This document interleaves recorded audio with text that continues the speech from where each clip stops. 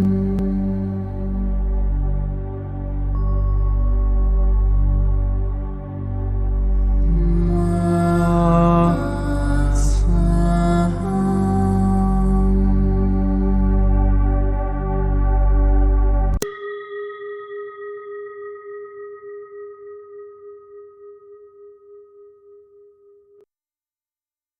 qui suit est la transcription d'un échange entre Mathias de Stefano, désigné ici comme moi, et son soi supérieur, désigné comme je suis. Dans cette capsule, la voix masculine incarnera le moi, tandis que la voix féminine représentera le je suis. Cette conversation intitulée « Humilité » a été réalisée le 29 mars 2021.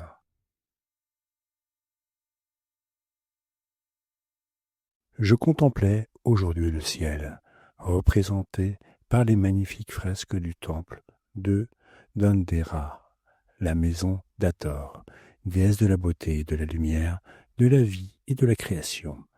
Et je ne pouvais m'empêcher d'être émerveillé par notre amour pour ce que nous voyons dans la voûte céleste. Nous les humains sommes liés aux cieux depuis le début de notre histoire. À chaque pas que nous faisions, nous levions les yeux vers le ciel pour ne pas nous perdre. Le soleil, la lune, les étoiles étaient notre carte, une route qui nous accompagnait au-delà de la géographie, au-delà des montagnes, des rivières, des plaines, des forêts ou des déserts et des mers. Les astres étaient là. Je crois que c'est pour cela que lorsque nous levons les yeux vers le ciel, nous ressentons une nostalgie familière. C'est peut-être pour cela que nous disons que les personnes qui meurent nous guident depuis les cieux, telles de nouvelles étoiles, nous indiquant le chemin comme elles l'ont fait dans la vie, nous guidant vers l'horizon, vers une bonne destination. Ce besoin de regarder le ciel nous donne parfois l'impression que c'est parce que les étoiles nous manquent. Mais j'ai le sentiment que la véritable nostalgie n'est pas de retourner là-bas, mais de retrouver ce que je ressens en les regardant. Lorsque le premier humain a levé les yeux, a contemplé les cieux, il a vu les plus grandes merveilles qu'il puisse imaginer. C'est la demeure des dieux, où tous semblent se rendre après la mort, un lieu magique car inaccessible. On ne peut toucher ni le soleil ni les étoiles, et l'idée de toucher la lune était impensable. Cela a donné naissance à une idée de divinité, d'inaccessible, et comme il ne pouvait en faire l'expérience, l'esprit humain a conçu des croyances, des intentions, des attentes concernant les corps célestes qui ont nourri son imagination sans limite, depuis le premier instant où cet être pensant a regardé le ciel avec émerveillement jusqu'aux humains d'aujourd'hui qui lèvent les yeux. Mais contempler les étoiles ne te conduit pas seulement à découvrir la grandeur du cosmos, mais aussi l'insignifiance de ton existence. On se sent petit. Dans le temple de Dendera, comme de celui de Karnak, on pouvait voir à quel point les colonnes étaient gigantesques, presque dignes des dieux. Leurs hiéroglyphes impossibles à déchiffrer pour des humains normaux, avec un plafond si haut qu'il semblait inutile. Et là, dans la maison d'Hathor, sur les beaux chapiteaux cubiques, la boîte sacrée de la création sur chacune des colonnes hathoriennes. Le ciel y était inscrit, si loin qu'il était inaccessible, presque invisible, comme le ciel lui-même, décoré de turquoise et d'autres belles couleurs, nous rappelant que les dieux marchent sur le corps de Nout, le ciel, et nous restons en dessous, loin de cette réalité céleste. La grandeur est telle qu'on se sent insignifiant, et il ne semble y avoir d'autre choix que d'accepter la dure réalité. Face à la grandeur infinie de l'univers, nous ne sommes rien. Et cela fait mal, car nous avons grandi en nous considérant comme le centre du monde, du cosmos. Et quand on s'en rend compte, c'est comme si tout s'écroulait. Biologiquement, vous êtes des êtres autoréférentiels. Cela signifie qu'au-delà du clan, du groupe, de la société, vos corps cherchent à survivre, au point que vous seriez capable d'abandonner les autres afin de rester en vie. Tant que l'empathie culturelle ne s'éveille pas, le besoin de tout faire pour l'autre ne surgit pas, car on interprète que la survie n'est pas individuelle mais collective.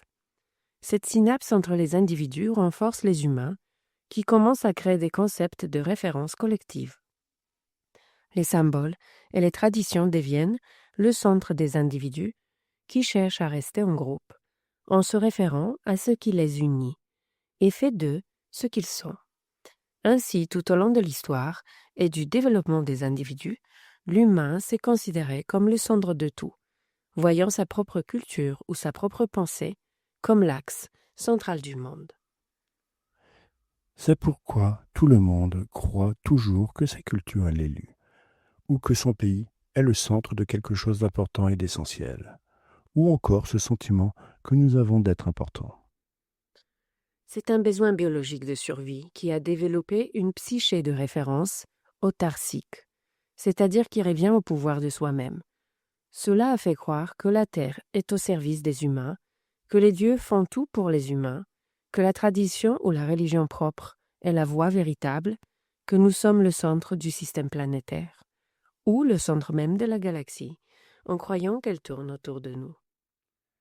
Mais il arrive un moment où la survie passe au second plan, et je commence à réfléchir.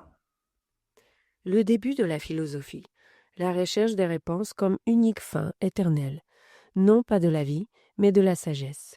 Ainsi, on transcende la peur, pour s'émerveiller devant ce qui nous semblait auparavant terrifiant, l'infini et le fini. En découvrant comment fonctionne le monde, le système solaire, les étoiles, nous cessons d'être au centre, et nous commençons à réaliser que nous sommes dans un coin infime de la galaxie, pas même un point stratégique, mais dans un bras galactique ordinaire, sans importance notable pour quoi que ce soit. Et nous finissons par comprendre que la Terre, dans son ensemble au sein de l'univers, équivaut à la taille d'un grain de poussière, flottant dans l'air d'une petite pièce à l'intérieur d'une planète. Rien pratiquement invisible. C'est ainsi que tu te rends compte que tous tes actes n'affectent que ton environnement et qu'ils ne sortent même pas de ce grain de poussière stellaire. Contempler la grandeur du ciel ne fait donc que te montrer une réalité crue. Laquelle? Que tout ce que tu as été, ce que tu es et ce que tu seras n'est lié qu'à ce grain de poussière, et que par conséquent, plus tu regardes les étoiles, plus tu reconnais l'importance de la Terre. En quel sens? En ce sens que tu as eu la chance d'être l'un des rares êtres conscients dans un monde organique qui a développé la vie et a évolué parmi toutes les planètes et galaxies mortes qui existent dans le cosmos. En contemplant la grandeur du cosmos, ne trouves-tu pas plus étonnant le fait que tu existes et que tu puisses te poser ces questions en regardant les étoiles? Bien sûr, c'est vrai. Nous cherchons à quitter la Terre, à nous éloigner de ce monde, aveuglés par ce qui pourrait exister dans d'autres mondes et dans d'autres systèmes, alors que nous ne pensons pas à la chance que nous avons d'avoir eu la possibilité d'être ici, de penser, de ressentir, d'agir. Nous sommes uniques. C'est pourquoi, lorsque tu regardes ton histoire, depuis la première particule jusqu'à toi, et lorsque tu regardes l'univers depuis chaque particule jusqu'à toi, tu dois te rappeler que la véritable merveille n'est pas l'éclat des étoiles, mais le fait que tu puisses être ici à t'émerveiller. En regardant l'univers, je devrais m'étonner de ma capacité à m'étonner, plus que de ce que je vois. Les trillions de galaxies et de planètes qui existent ont toujours été là, depuis des millions d'années. Ce n'est pas nouveau, mais ce qui marque la véritable fascination de la création, c'est qu'il y a seulement quelques milliers d'années, des cellules se sont réunies pour réfléchir à ces étoiles et ont même imaginé les moyens de pouvoir un jour les toucher. La prochaine fois que je regarderai les étoiles, je devrais donc m'émerveiller davantage de mon existence que de la leur. C'est la qualité la plus humaine que tu puisses trouver. La connais-tu? Laquelle? L'humilité. Être humble est lié à la pauvreté, au manque, au fait de ne pas avoir ou à l'abandon de ce que l'on a au profit des autres. Que veux-tu dire par c'est l'un des plus grands attributs? Humain vient du mot latin humus, qui signifie terre humide, boue. Ainsi humain fait référence à terrestre, fait d'argile ou de boue. L'humilité est la qualité d'être terrestre, d'être humain. Donc ça n'a rien à voir avec l'austérité. Non, cela a à voir avec le fait d'être en cohérence, avec la réalité que tu vis, sans vouloir être quelque chose que tu n'es pas. L'humilité est la qualité de savoir pleinement qui tu es et de respecter ce que sont les autres. Quelqu'un n'est pas humble lorsqu'il impose sa vérité aux autres, en cherchant à convaincre l'autre, à les dominer, à le manipuler. Il y a des riches humbles et des pauvres orgueilleux. La raison pour laquelle tu associes l'humilité à la pauvreté tient à une connotation religieuse, plus précisément judéo-chrétienne, ou même d'origine sémitique, qui considère que l'humain est sur terre en guise de châtiment divin et que nous devons faire tout notre possible pour nous libérer de cette réalité. Pour ce faire, nous ne devons pas pécher par orgueil, c'est-à-dire nous prendre pour des dieux.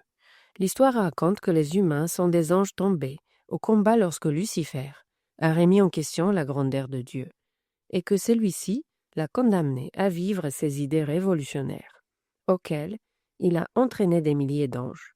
Dieu a condamné les anges déchus à faire l'expérience de la terre jusqu'à l'extrême et à ne pas lever la tête en sa présence.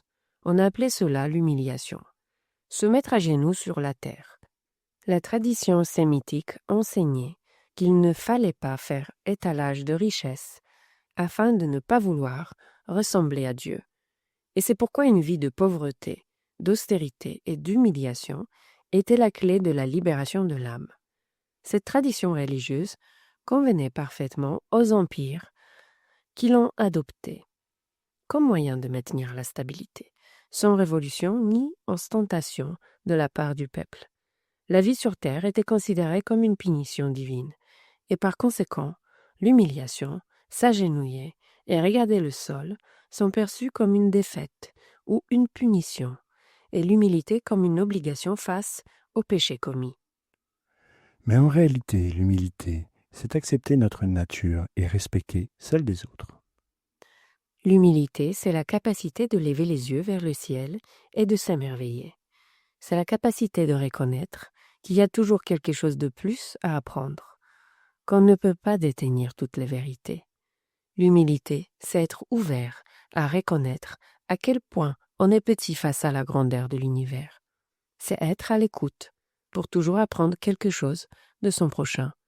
C'est reconnaître que nous faisons partie de quelque chose de plus grand, que nous faisons partie d'un tout. Être humble, c'est reconnaître que ta personnalité n'est pas le centre de toute chose, mais un outil du véritable centre, que tu formes avec tout ce que tu es. C'est reconnaître que l'ego est un chemin, mais pas la destination. Que je ne suis rien sans la terre. Car tu es la terre. Tu es son histoire, son passé, son présent et son avenir. Tu es chacun de ceux qui l'ont parcouru, une partie de chaque être humain qui compose l'humanité. Tu fais partie des animaux, des végétaux et des minéraux. Regarde le monde autour de toi, regarde les étoiles, et tourne ton regard vers les grains de sable sous tes pieds. Tous deux brillent de la même manière, tous deux recèlent les mêmes merveilles, car le monde lévite dans le ciel, la terre fait partie de la voûte céleste. Tu vis dans les cieux, et ta peau brille de mille feux sous le soleil, rayonnant à travers des trillions de cellules, tout comme le font des trillions d'étoiles. Regarde le monde sous tes pieds et tes mains. Incline-toi vers le monde. Observe les merveilles qui entourent ton être, car dans l'humilité tu apprendras davantage d'un insecte que d'un maître. Dans l'humilité, un arbre t'enseignera davantage sur la vie qu'un extraterrestre. Dans l'humilité, un enfant te transmettra les plus grandes connaissances. Dans l'humilité, une pierre te racontera la plus incroyable des histoires. L'étincelle d'un feu de camp t'enseignera la plus sublime des illuminations. Une goutte d'eau te montrera la force de l'océan. Une cellule t'enseignera le pouvoir de la vie. Et la poussière dans l'air te rappellera la grandeur des galaxies. Un sourire peut te nourrir plus que n'importe quel festin. Une étreinte peut te protéger plus que n'importe quel manoir. Un regard peut te montrer le cosmos, sans qu'il soit nécessaire de voler dans un vaisseau spatial. Faire l'amour peut t'amener dans la plus haute des dimensions. Sentir une fleur t'apprendra plus que n'importe quel scientifique. Caresser un chien errant, marquera davantage ton cœur que de guider des milliers de personnes. Nettoyer et recycler les déchets autour de toi déclenche l'élan nécessaire pour sauver toute la planète. Jouer avec un enfant peut changer le monde. Te reconnaître comme humain, c'est ce qui te rend divin, car la divinité ne réside pas dans la grandeur des étoiles, mais dans les petites particules qui permettent leur existence. La grandeur de l'infime, c'est ainsi que je comprends qu'être humain, c'est me reconnaître comme divin, et la qualité de cette divinité qui permet de vivre pleinement ce qui est ici et maintenant s'appelle l'humilité. Alors, la prochaine fois que l'on jugera ta capacité d'humilité, souviens-toi et demande-toi, ai-je oublié d'être humain? Ou bien, l'autre se croit-il suffisamment divin pour évaluer mon humanité? Aimer la condition humaine, c'est la clé pour vivre dans l'humilité, et à partir de là, nous prendrons la responsabilité de prendre soin de ce petit monde au milieu du ciel étoilé et d'en faire partie. Reconnais que tu viens de la terre et de l'eau. Honore-les en toi et souviens-toi que tu fais partie de tout ce qui existe avec honneur et subtilité. Ainsi, tu ne craindras pas de te plonger dans la boue du monde, car c'est de la boue la plus sombre que naissent les plus belles fleurs. Je suis humain, manifestation de l'histoire d'amour entre la terre et l'eau.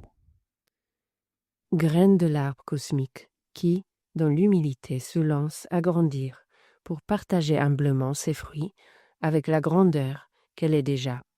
Agenouille-toi et souviens-toi d'où tu viens, du rêve stellaire, et caresse dans le sable et la poussière l'univers tout entier, dans la paume de tes mains.